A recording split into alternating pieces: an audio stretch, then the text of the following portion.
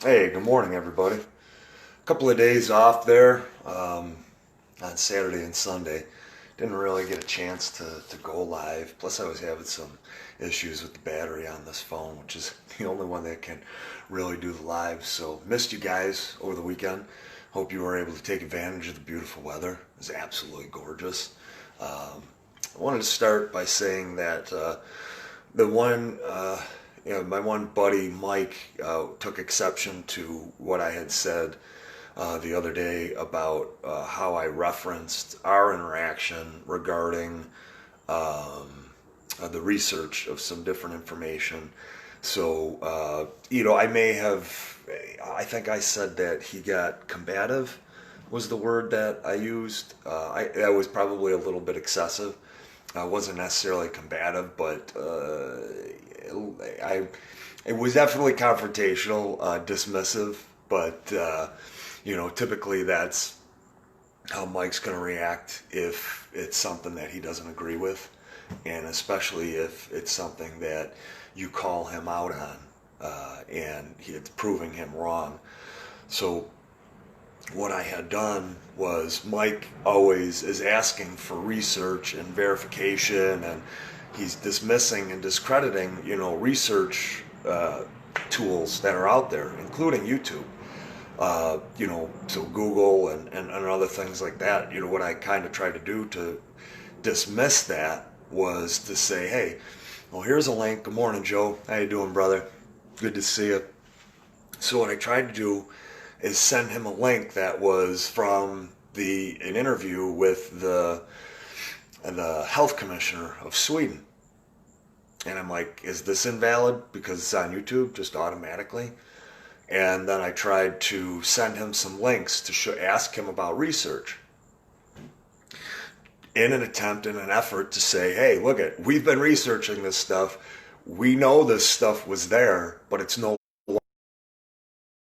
And specifically, it was suicide counts, and it was how many people have died from COVID and that currently have cases. And once he information, a light goes off in the head and it says, oh shit, what Pete has been saying and what these people have been maintaining, that I've been going and saying that they're wrong, they're not wrong. And that it with him. So he got a little bit confrontational. I told him that I would address that. Wanted to say that, over the weekend I was able to have a lot of fun. On Friday, Saturday, and Sunday, was just able to spend a lot of time with friends, loved ones. I didn't get over to see my family, but I'm going to go over to see them. I think Friday I got to see my dad a little bit. That was Thursday. We were working on some fence posts, which was awesome.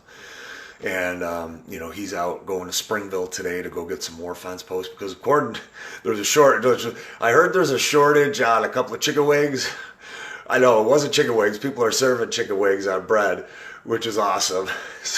Because apparently Governor Cuomo said that you can't have wings, that doesn't qualify as the food order with the drinks that you're getting. But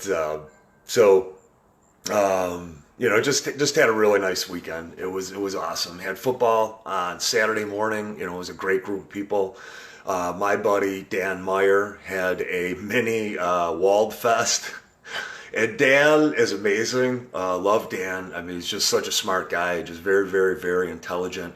He's had a rough couple of years here, but he's keeping his head up. He's lost a family member very close to him, and he, going through some other stuff, but always keeps his head up. So thank you, Dan, for Mini Wald Fest. And Ned, who provided his home, he opened up his home, beautiful home, gorgeous home out in, it was East Aurora.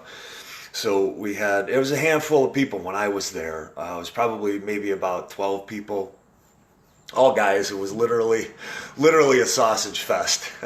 But Dan had so much food inside. I mean, and Limburger, he and Matt, my other who I got to see and hang out with, they're eating Limburger and onion and mustard sandwiches. And they're like, have one. And I'm like, I don't know about that.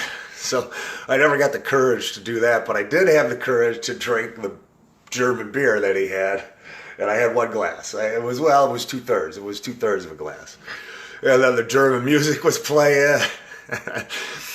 Some Hitler speech. It just was fun. It wasn't serious. It was just joking. Nothing serious, because I think it was like the German channel or whatever. But the spread of food that was out was just awesome. I mean, so much bratwurst and so much sausage and everything else. It was a good time. That was Saturday afternoon. And then I got to go over to my other friend's house and hang out there, which was nice. So dinner, steaks, all that stuff, just a lot of fun.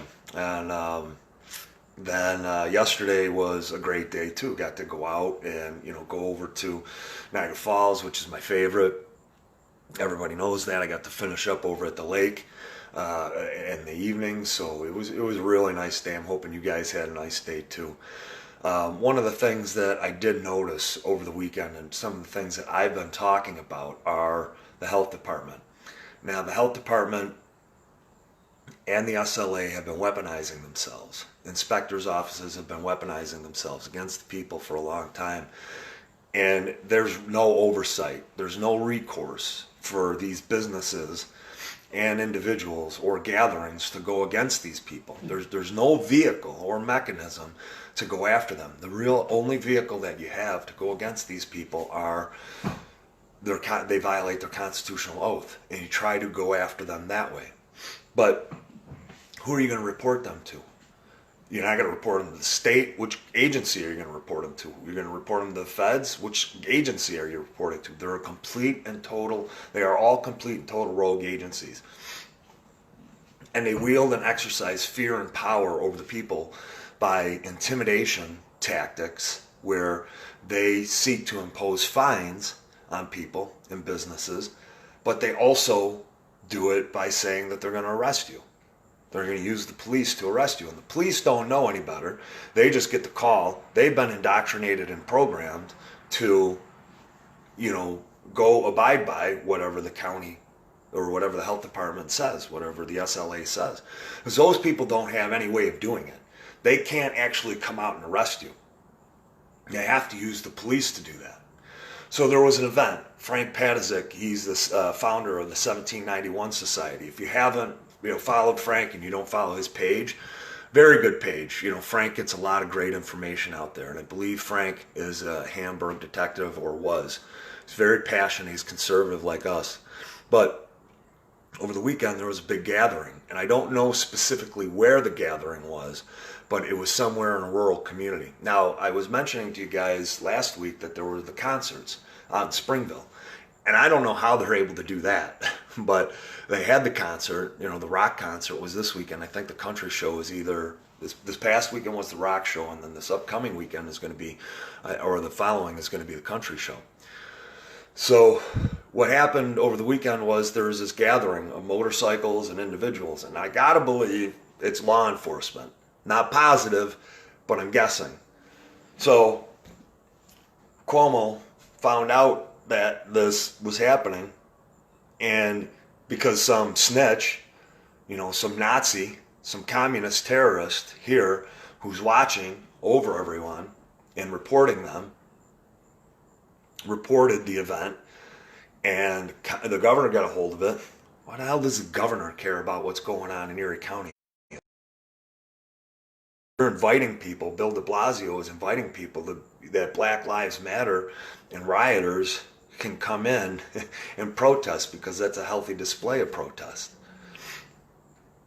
But this gathering that was happening, he found out about it, so he contacted the health department. Health department went out, and Frank covered this on his page. The health department went out there, sought to gain access to the facility, which they had no right to. It was private property. They had no right to it, gain access. So what they did was the health department decided to contact the state troopers. State troopers came out, and the health department and then the individuals there said, we're not going to allow you to gain access. It's private property. Do you have a warrant? They didn't have a warrant, so they knew their rights. The individuals who were running this knew their rights, and they didn't allow these people to gain access onto the property, which was the way it should have been handled. Now, they got pissed. Health department got pissed because the health department is as tyrannical, totalitarian, and fascist as it gets. It is as criminal a syndicate as it gets. These people are literally the mafia. They operate with autonomy and no oversight. None. And you have no recourse. So, health department's there. They tell the state troopers, we need you to fly a drone over because we got to see how many people are gathering. Now, a couple of things. Health department had to involve the state troopers. That is what they had to do. They absolutely had to involve the state troopers. They had no vehicle, they had no medium, they had nothing available to them within their own agency and department to do anything. They only had their people, which shows that you don't have to listen to the health department, guys. It is a small agency. They are going to weaponize themselves against you in the form of fines and shutting down. But they are a small agency. So they wanted the state, and then the other part is that showing just how much power these people think they have. So they asked the state troopers to fly the drone over. State troopers, to their credit, said no. Get bent. We're not going to fly it over at sea. So health department got even more pissed, and they contacted the Erie County Sheriff's Department. So now Erie County Sheriff's Department, they show up, and you figure they're going to fly a drone, right? Nope. Erie County Sheriff's Department goes, get bent, health department. We're not going to fly the drone. So health department is steaming and fuming now at this point. They can't gain access to the property, which they shouldn't be able to. They had no permit. They had no warrant to gain access to that. They had no right to gain access to that. State troopers said, we're going to abide by the law, and we're not going to violate these people's right to, a legal search, which it would have absolutely been a legal search to send up that drone. And the Erie County Sheriff said the same thing. Now, how beautiful would that be if state troopers, local law enforcement, and Erie County Sheriff's Department all did that same thing in every instance, not just when it protected one of their own, not just when it protected the thin blue line. What if they adhered to their constitutional oath and the letter of the law when it came to every criminal violation of the health department, when their wrongful and tyrannical inspections that they're always doing, and how they're putting themselves against the people? How amazing would that be if our law enforcement would do that? Because that's the thin blue line is law enforcement. That is the only mechanism the health department has, because the Justice Department can't do it. The judges can't do anything. The DAs can't go out and do that. They can't do it. The only way they can terrorize individuals are with law enforcement. So law enforcement, in this instance specifically, decided to follow the Constitution, the state Constitution, the U.S. Constitution, and the letter of the law. But why did they do that? They did that because on the other side of that gate were their fellow law enforcement. They were protecting their friends. What if that extended to all of us? What if that extended to all business owners? What if that extended to each individual the way that it should? It would be beautiful because all business owners could then operate. The Cuomo has no mechanism by which to terrorize small businesses anymore. Death counts have stopped in the state. Cases have literally gone down and in the state, but they're ratcheting up what they want to do. And the only way they can do that is with local law enforcement. Our opportunity is now, guys. If you know anybody in law enforcement, communicate that to them. Communicate what their constitutional oath is. Communicate this story and ask them why they were so vehement about protecting this event and not a business's rights to stay open or a church's right to stay open. Because that's the other thing, guys. The church is still operating at 50%, and you still have patrons of the church that are terrified. They don't have to go into church, but the people that want to go into church and practice their constitutional rights should be allowed, and not at 50%. Why wouldn't the police stand up for the churches and the people? Why are they selective in what they choose to adhere to their constitutional oath? Why? You know, the health department, they feel like for a very long time can do whatever they want. That's tyranny. And you have a lot of good health department inspectors. I'm not going to say that they're all bad, but there are some good ones. But when you have a group of people that now, and you have leadership within that organization that think they can do anything they want to anybody they want, anytime they want, without a warrant, without any justification, you have an agency that will crush people and is crushing people. You know, I talk to my friends all the time who own restaurants. I'm like, buddy, you're against the mask. They go, yeah, but man, these are the fines, and I'm going to get these fines. And the people inside my restaurant, this is what they're doing. You know, they're calling. They feel like they're exercising their civic duty and a moral responsibility, and they're being a good U.S. citizen, because that's what the media and these politicians are telling them. They're telling them to do this to people, and they feel like it's a righteous thing to do. And it's not, because all it is doing is it's making the restaurant owner or any business owner more frustrated. But how do we combat that? I mean, there's ways we can combat that. I'm not going to get into that today. I kind of want to stay focused with what's going on, you know, and the events that happened, you know, over the weekend, so that, you know, I could communicate some of the rights that you have as an individual. So now masks, moving on from that, Walmart and Home Depot, they pulled back and they retracted their full-on stance about all masks. And again, it was because there was some violence that erupted inside of the facilities. And again, probably people not arrested, which just astounds me, because you have all the rioting taking place in Portland, you have all the rioting and burning taking place in Seattle. You have all the people in our city right now, you know, going after cops, the cops having stand-down orders, and not even being able to charge people with misdemeanors in our city and cities across the country right now. You know, you had the chief of police come out and say, we aren't able to enforce the law, you're on your own. That's what she said. It's just insane that these people are doing what they want to do, because you have these members of Antifa, these Soros-backed politicians in these areas. And we've known about this, guys. We've known about this forever in Portland and Seattle and Austin and Minneapolis. We know the politicians who back them. We know how these people ascended to power. We know that. And we're all like, it's okay. It's so tough to operate within these cities for these police officers, these law enforcement. It's so tough for the people in these cities to operate. They don't know what's going to happen to their businesses. They're being held hostage by terrorist organizations. You know, and here in Buffalo, we're not experiencing that, which is a good thing.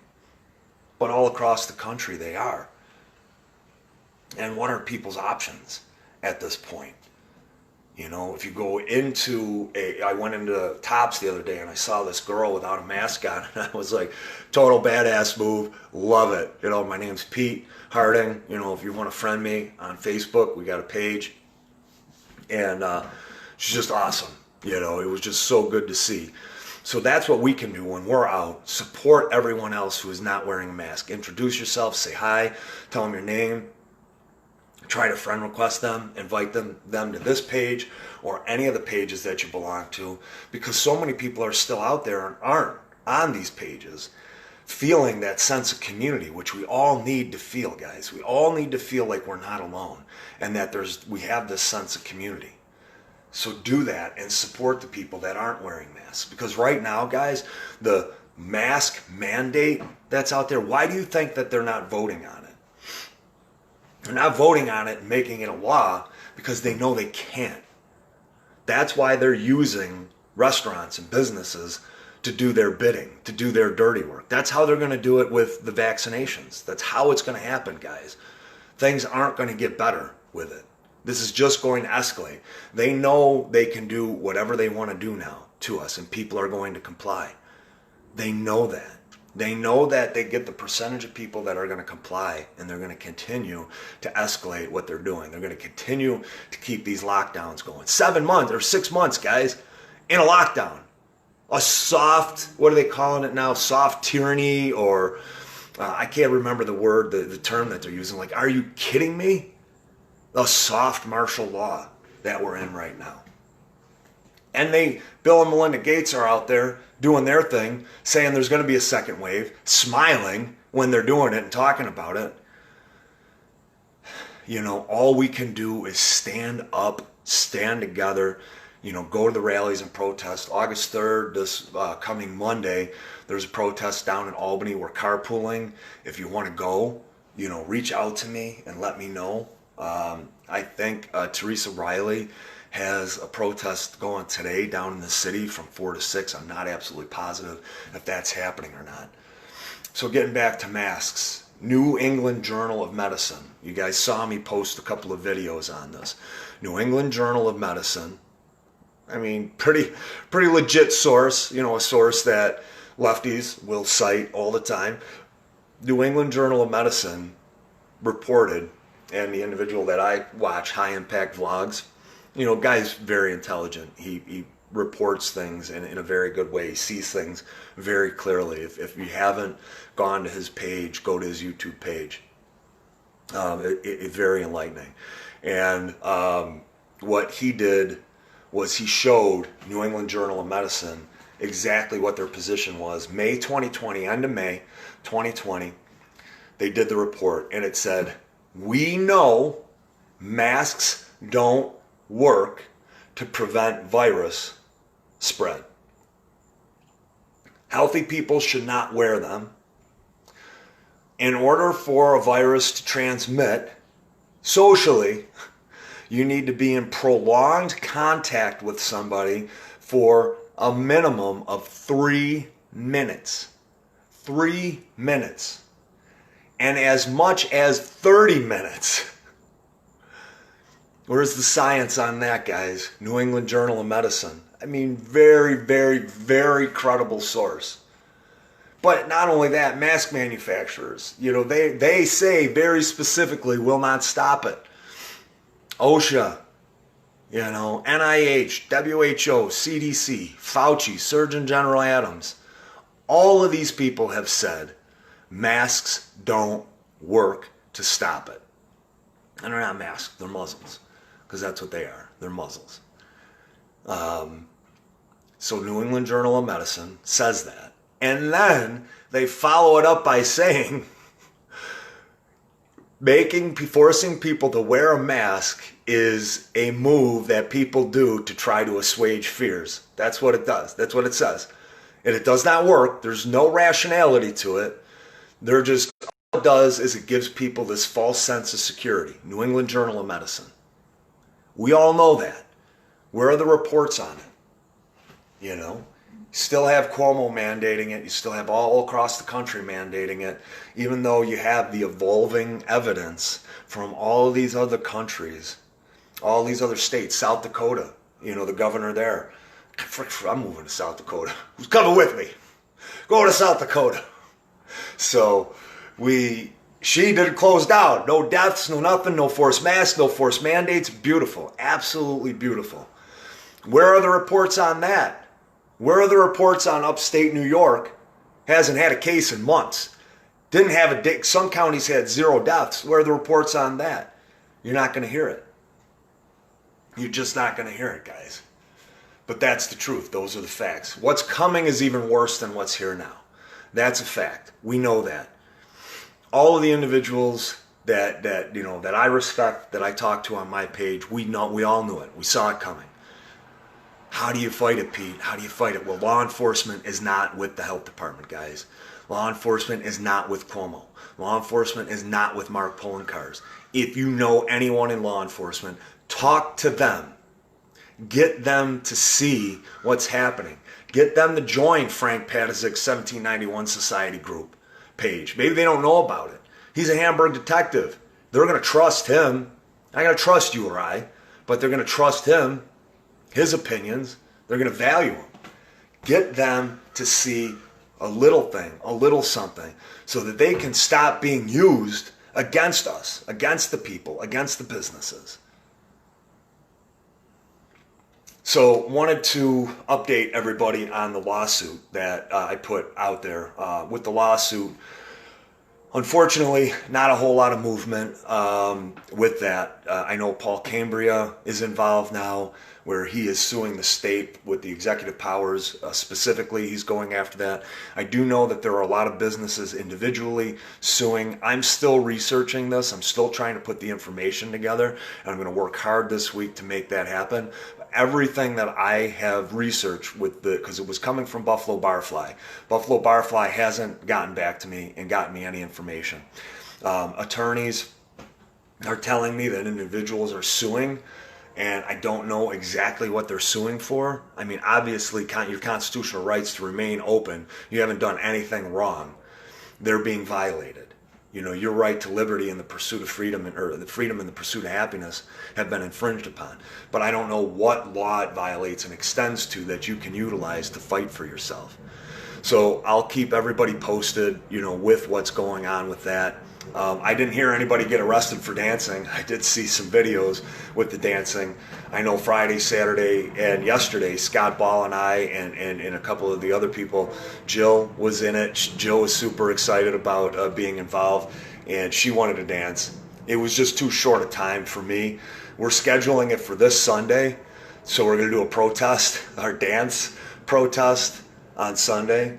We're going to do it over at Chestnut Ridge Park. I'm not exactly sure which shelter, but if you like to move and you like to shake it, we're going to pick a time. It's probably going to be early, probably just going to be a little bit of time, like noon to something. We can take our Facebook Lives and have that. I wanted to do it somewhere where we were out dancing, like in front of a business. And if somebody wants to do that, comment. I fully support that. But I only had a handful of people that were supporting it to come out with the dancing, and I had so much other stuff going on that I really needed to be able to kind of just do that other stuff and decompress. But this weekend, Sunday, probably going to be noon at Chestnut Ridge, we're going to do this dance protest and just have some fun. Scott's got a great sound system. We'll get the beats kicking, and it'll be a great time. Bring food, bring drinks. That's that. What else was I talking about? The elderly care. I kind of wanted to finish this up today, sharing a story. You guys all know about my passion for the elderly and, what I've been trying to do for them. Healthcare advocacy is huge because so many people are alone that are older, and they don't know, they're terrified at this point. And I want to share this story because it exhibits exactly, it's an example of what thousands and thousands and thousands of elderly in our area are dealing with every day. It's an example of what millions and millions upon millions of elderly are dealing with every single day. So my friend, she was telling me that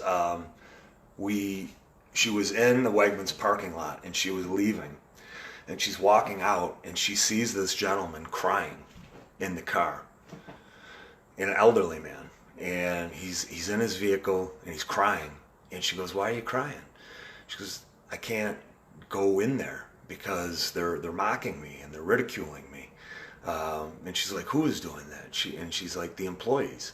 The employees are mocking and ridiculing me. This man who he's a veteran. I don't know which branch he is, but he's a military veteran. I believe he served in, maybe Korea, it could be Vietnam. And he was in his car, crippled, crying. And it's a man that served his country, served his people.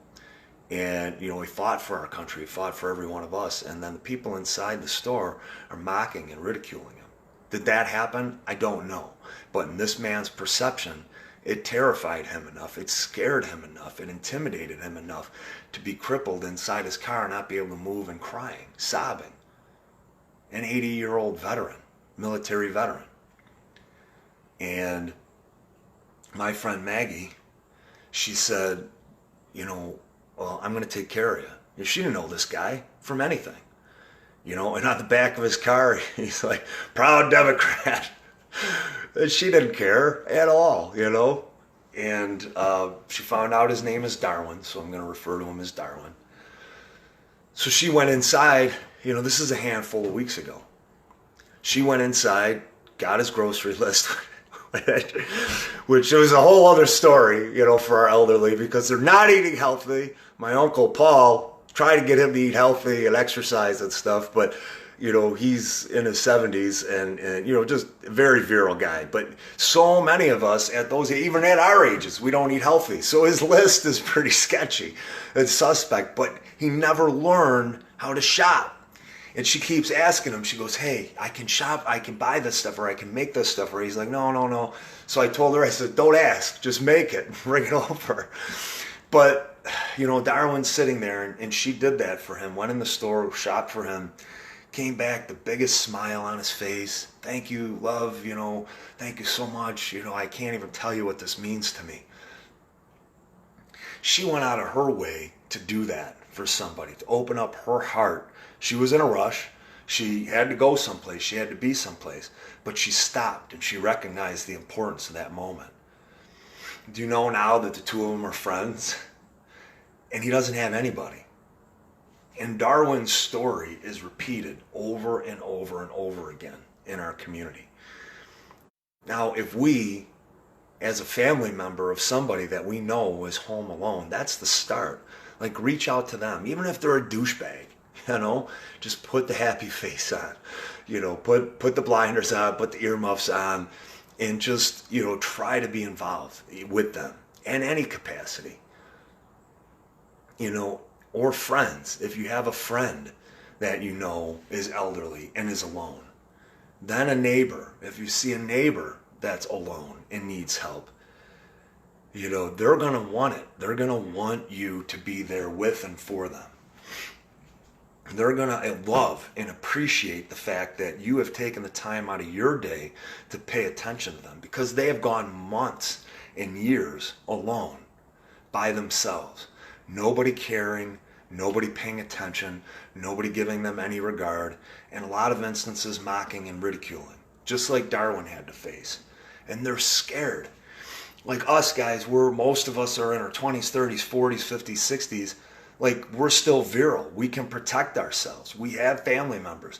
These people are alone. Just imagine being alone, being in your 70s, not having anyone at all. Just imagine how scared you are. Imagine how intimidating it is to go outside right now, especially with all the media, the news, and everything else, because that was the big thing Darwin was scared of. The ridiculing inside of Wegmans was one, but the other thing, he was terrified to catch COVID, because he's being told he's going to catch it and he's going to die. And he's sobbing in his car. And Maggie reached out to him and said, this is what I'm going to do. So do you know now that they speak every day? This guy who was all alone, now just by that chance encounter, they're together every day. They talk. He gives her his list. She goes and shops for his groceries, which is not a healthy thing. He's like, I'm going to eat a great meal tonight. I'm going to have a fried bologna sandwich. Maggie's like, what? So, hey, he's 80 and he's a military veteran. He gets to eat however he wants. He wants to have Juji fruits and wash it down with Hershey's chocolate syrup. He gets to have whatever he wants. He's earned that.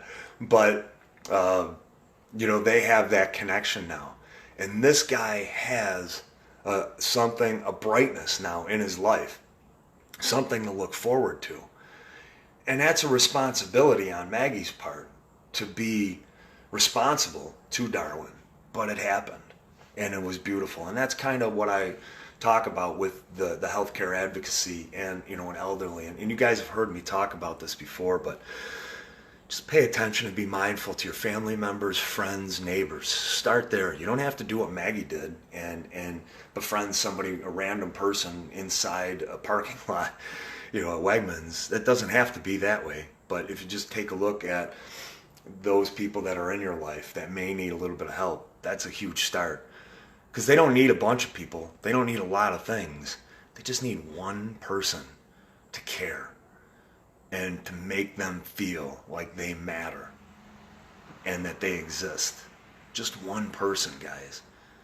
And you could be that person for that person. And is it a responsibility? Is it a pain in the ass sometimes?